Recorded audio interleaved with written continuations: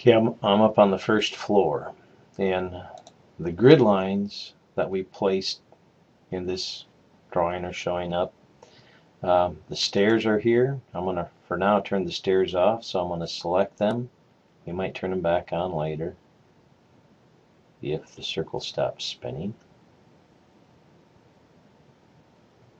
Right click, hide in view, and I could do category, but I'm going to do the elements.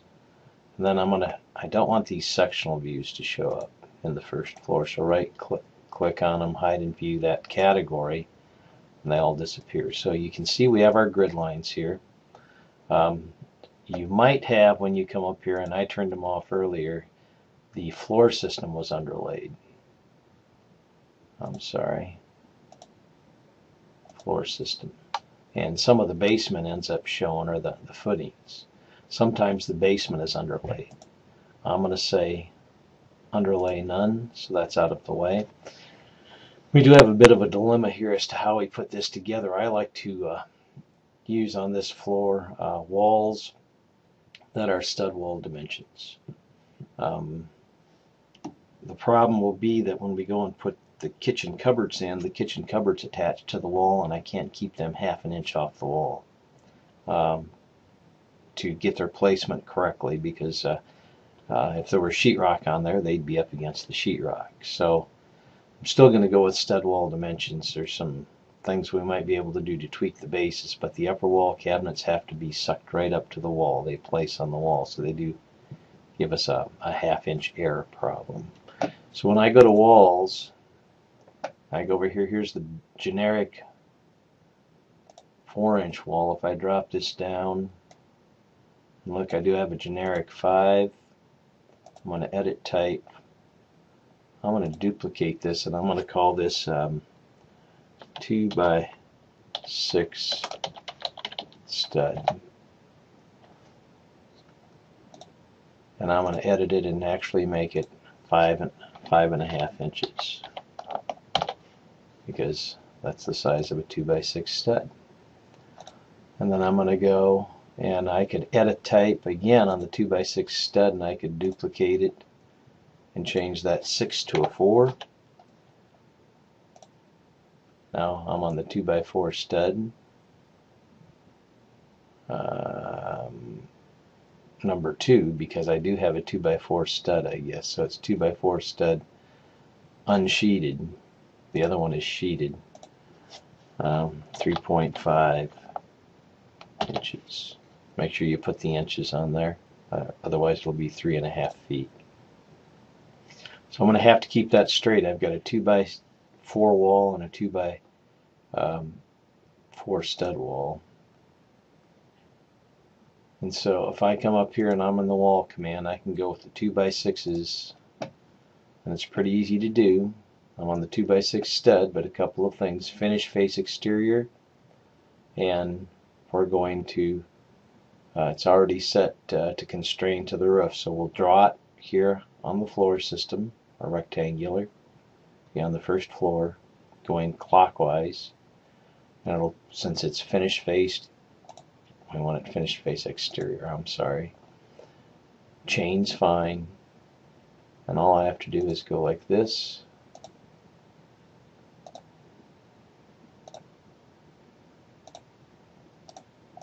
I've got the exterior walls for the house. If I go over here and change it to 2x4 stud, here, and again going clockwise, otherwise it'll be on the outside of those grid lines. So I've got the walls located. Now this wall can be aligned to this grid line. Let's align. To this grid line, this wall, lock it. To this grid line, this wall, lock it. To this grid line, this wall, lock it. What that does is it keeps your walls from being accidentally moved. And believe me, it happens. Since we locked the basement, whoops, need to undo that. See, I just moved that wall. I have it on the wrong side. There it is.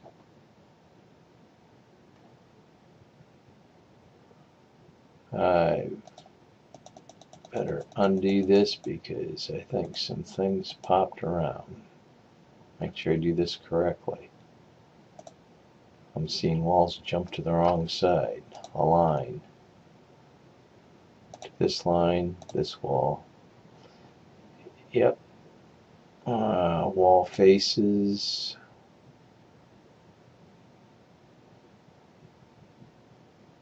Should be core wall, faces of core.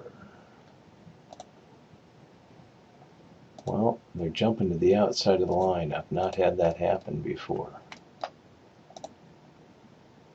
Line to this line. You have to be careful which side of the wall you touch. That's what the deal is. To this line, this wall, lock it. I was touching the other side of the wall. From being zoomed way out, I was touching the wall and getting this side jumped to the line. So this, lock. This, lock. Again, I just did that on purpose to know I didn't. Make sure we get the right side of the wall, lock it.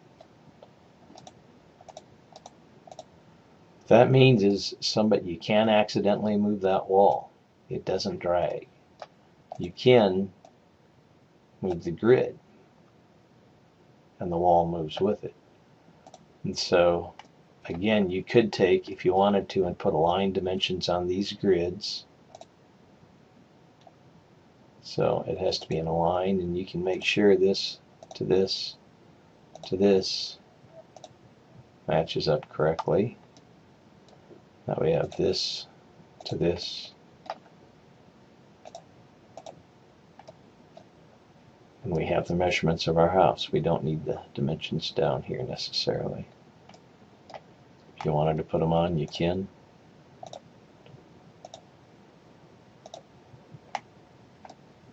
.22.8. And so we will be turning those off later. As far as putting walls in up here, I'll get to that in the next video, I guess. But you have approximate, well, maybe we'll get a couple of them. You have a room here that says it's 12'4" by 15'3", so it's 15'3" this way, 12'4". These aren't going to come out exact. I mean, I can get it there, but I don't know if this is. I believe these are stud wall dimensions. So I can place walls in there. I would put this whole wall in, and then check its position. Then I could put a couple of walls in, like here and here and here and here, and using dimensions, constrain or locate the walls. So I'm going to just do this section right here. Note this is a double section of wall. We do know that this distance here should be 5 feet, and this bathroom should be 5 feet, stud wall to stud wall, because a tub shower is standard size is 5 feet. So let's go back over here, and I'm going to go up to walls, architecture, dual wall. It's going to be the 2x4 stud, and I'm just going to come in here somewhere and place a wall and pull it across. Right click, cancel. Now if I touch that wall, I get dimensions, and here I can come up and say, alright, I want to measure from the inside edge of the wall to, and touch that side of the wall. It says on my sheet 12 feet 4. If I change this to 12 feet 4. Now I selected this wall because whatever you select is what gets moved when you finish. So now it's 12 feet 4 inches. So that matches the room measurements. I can go up to wall again. I'm going to just come in here and put one across here. And I'm going to put another one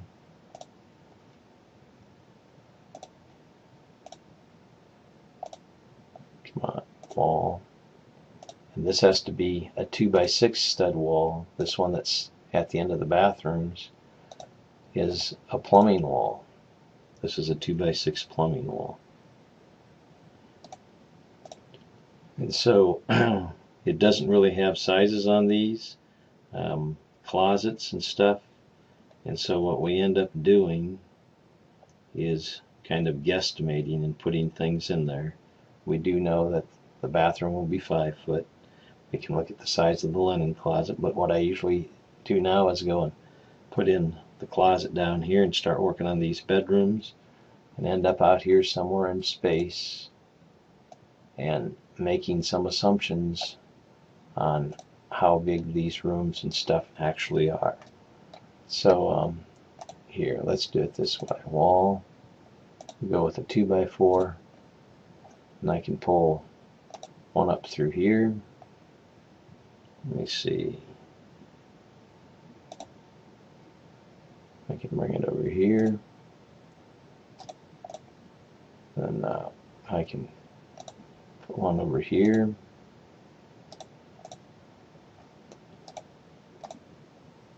This guy gets pulled out a little bit. And then there's a piece of 2x6 wall right here.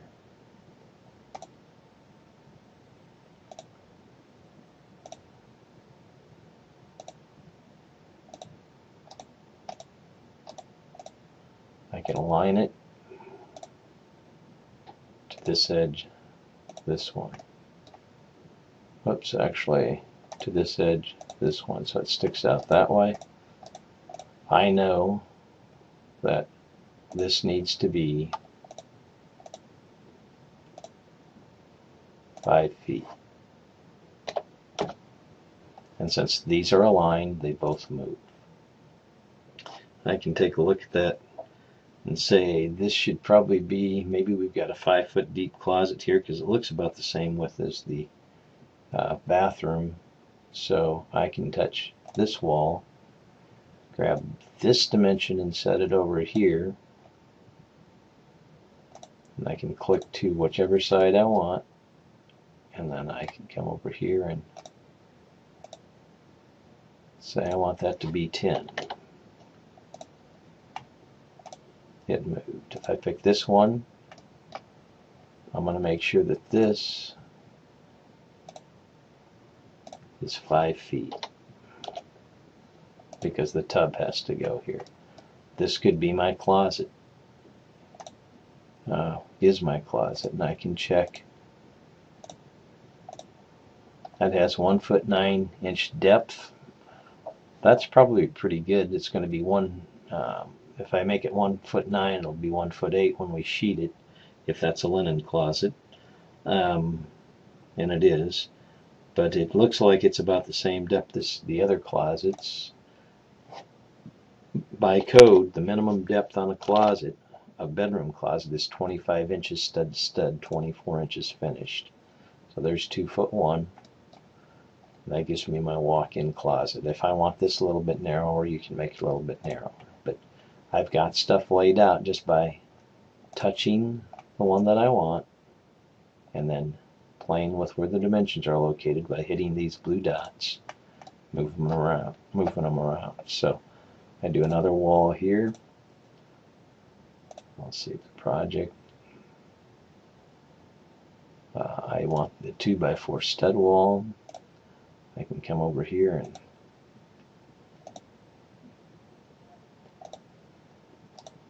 say this is my closet. I'm going to have somewhere in here, and I'll play with this, but it's going to come down. That's going to come over somewhere out here and come down. Again, you can see I'm just playing with it. This is going to be where the closets are at. There's going to be a wall coming down here somewhere.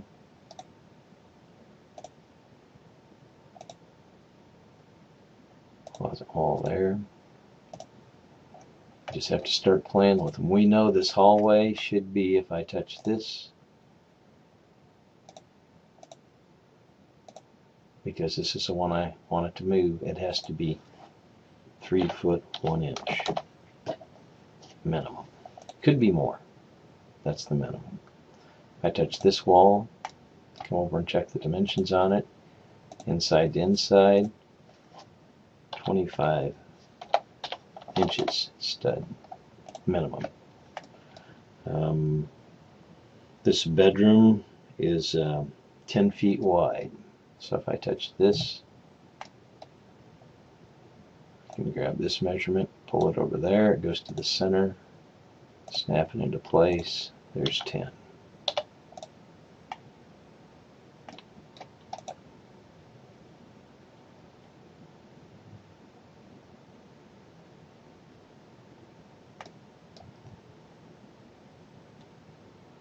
We'll have to see this. If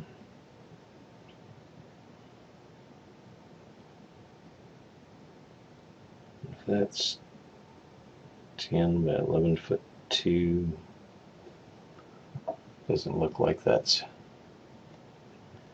hitting where it should for the door. Check this guy again. That's supposed to be 12 foot 4, and I've got it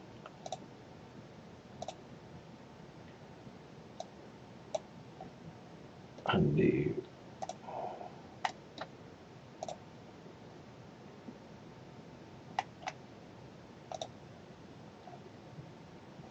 That's supposed to be 12 foot 4. That means everything's a little bit weird here, and this was going to be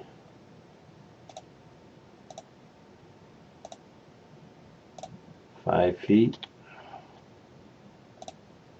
We might make it a little bit less. Let's make it about 4 foot 6 for now. Let's grab this one and go from here. That has to be 5. This, of course, will pull over, and we'll match that to wherever the head of the tub is when we put the tub in. This can slide over now. Alright, that looks a little bit better. It still comes over. And this thing is sitting in here more like that. Room for the door swing. So the length of this wall that you have sticking out here may vary. This may vary. We're going to put a door in here, a door in here. We'll adjust these as we go. This room is supposed to be 10 foot 1.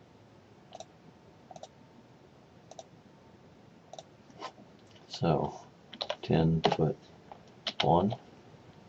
Ooh, we've got a very narrow closet. I can grab that, pull it out a little bit, change the inside dimensions to 25 inches. Alright, so you can lay out the rooms over here the same way. When you look at this PDF, and this is you can play with that. This wall goes all the way across. Sometimes students come and put the wall all the way across and over the top of the stairs.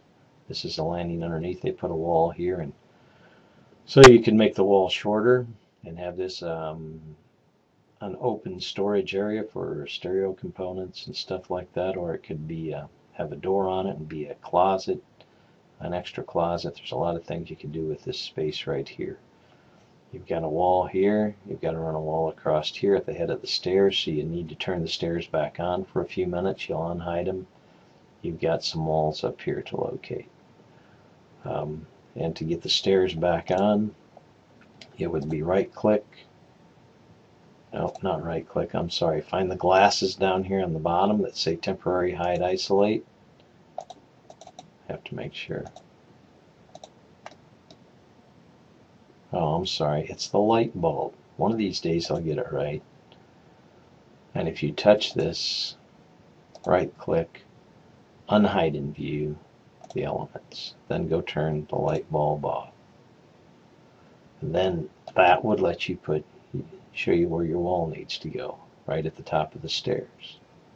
Note that don't touch the wall. They are touching the basement wall, which is thicker, so leave them right where they're at, and you can get the walls put in up here. So we'll start putting in components later on, but you know, this can be played with a little bit. And then if you want to, you can go down to your first floor, touch the title block, change it to a D-size sheet. Even though it's not finished, there's nothing that says you can't take your, whoops, not the ceiling plan, the first floor, and drag it out here. We can take our window schedule and put it out here. I really don't like these tags. I usually pull them off because the information we need is going to be over here in the title block. If it's off the sheet, it won't print. And this will expand. It will get the first floor windows in it as we put them in. So, alright, done for today. Got to go work on the Habitat house.